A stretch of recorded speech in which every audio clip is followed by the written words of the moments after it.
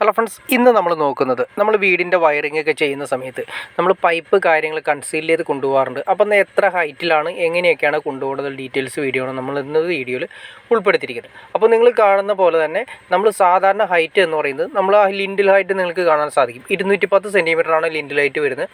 അതിൽ നിന്ന് മുകളിലേക്ക് ഏകദേശം ഒരു കല്ല് കൂടി, ഒരു ചെങ്കല്ലോ അല്ലെങ്കിൽ ഒരു സോളിഡോ വരുന്നുണ്ട്. അത് ഏകദേശം 8 ഇഞ്ച് അല്ലെങ്കിൽ 9 ഇഞ്ചാണ് വരുന്നത്. 8 ഇഞ്ചിൻ്റെ കട്ടയാണ് വരുന്നത്. 8 എന്ന് പറയുമ്പോൾ 24 സെൻറ്റിമീറ്ററാണ് വരുന്നത്. 24 സെൻറ്റിമീറ്റർ കഴിഞ്ഞതിന് ശേഷം, അതായത് 210 ശേഷം ഒരു കല്ല് കൂടി കഴിഞ്ഞിട്ട് അതിൻ്റെ പോഴിയിലൂടെയാണ് നമ്മൾ ഈ പറഞ്ഞ രീതിയിൽ പൈപ്പ് കാര്യങ്ങൾ കൊണ്ടുപോകുന്നത്.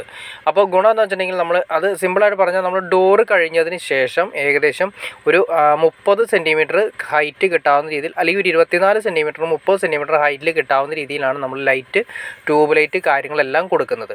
അപ്പോൾ ലിൻഡ് ലൈറ്റ് കഴിഞ്ഞതിന് ശേഷം വരുന്ന ഏരിയയിൽ നിന്ന് ഒരു കല്ല് കഴിഞ്ഞതിന് ശേഷമാണ് നമ്മൾ സാധാരണ പൊഴിയായിട്ട് കൊണ്ടുപോകുന്നത്. അവിടെ നമ്മൾ കൺസീൽ ചെയ്തിട്ടാണ് പൈപ്പ് കാര്യങ്ങളെല്ലാം കൊണ്ടുപോകുന്നത്. അപ്പോൾ കൺസീൽ ചെയ്ത് കൊണ്ടുപോകാൻ വേണ്ടിയിട്ട് നമ്മൾ മെയിനായിട്ട് സർക്യൂട്ടിന് വേണ്ടിയിട്ട് നമ്മൾ കൊടുക്കുന്നത് 25 mm പൈപ്പാണ്. ബാക്കിയെല്ലാം കൊടുക്കുന്നത് 20 mm പൈപ്പാണ്. അതായത് DBയിൽ നിന്ന് ഡയറക്റ്റ് സർക്യൂട്ട് കാര്യങ്ങൾ കൊണ്ടുവന്ന് 25 mm പൈപ്പാണ്. ഇതിൽ നിങ്ങൾക്ക് കാണാൻ സാധിക്കും മൊത്തം വെട്ടി ക്ലിയർ ചെയ്തിരിക്കുന്നത് കാണാൻ സാധിക്കും. അതായത് മൊത്തം പൊഴി പോലെ ക്ലിയർ ചെയ്തിരിക്കുന്നത്. ഇതെല്ലാം തന്നെ സർക്യൂട്ട്, മെയിൻ സർക്യൂട്ട് കാര്യങ്ങൾ വരുന്നത് 1 ഇഞ്ച് പൈപ്പ്, അതായത് 25 mm പൈപ്പ് വരും. ഇവിടെയാണ് നമ്മൾ ബോക്സ് വയ്ക്കുന്നത്.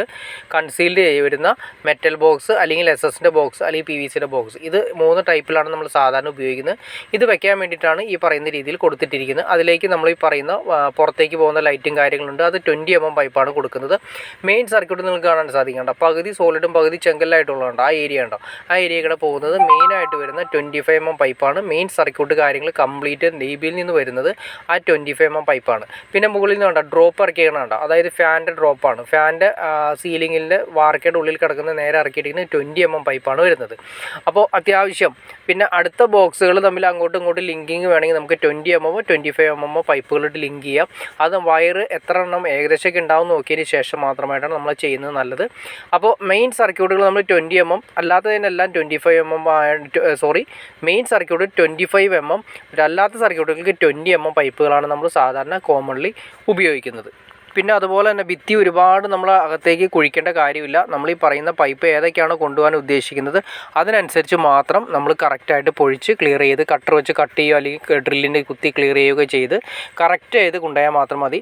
ഇങ്ങനെ ചെയ്യുന്നതുകൊണ്ട് വീടിൻ്റെ സ്ട്രെങ്ത്തിനൊന്നും യാതൊരു പ്രശ്നങ്ങളും വരുന്നില്ല. കാരണം 8 ഇഞ്ച് ഭിത്തി വരുന്നുണ്ട്, അതിൻ്റെ അകത്ത് 1 ഇഞ്ച് പോലും വരുന്നില്ല. കറക്റ്റായിട്ട് 1 ഇഞ്ച് ആഴം മാത്രമാണ് വരുന്നത്. ബാക്കി 7 ഇഞ്ചോളം സ്ട്രെങ്ത്തോ കാര്യങ്ങളോ ഒന്നും തന്നെ പ്രശ്നങ്ങളോ കാര്യങ്ങളോ ഒന്നും തന്നെ ഇല്ല.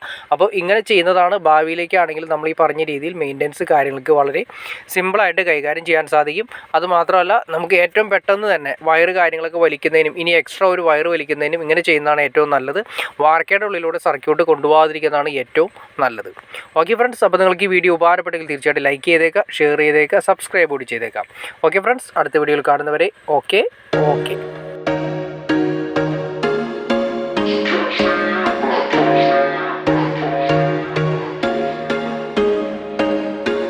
There was once a day that I would pray for you. I'd go and misbehave just so you'd notice too. Sneaking looks up and down from across the room. And damn, what a hell of a view. I feel good, you look great, I like you, I can't wait.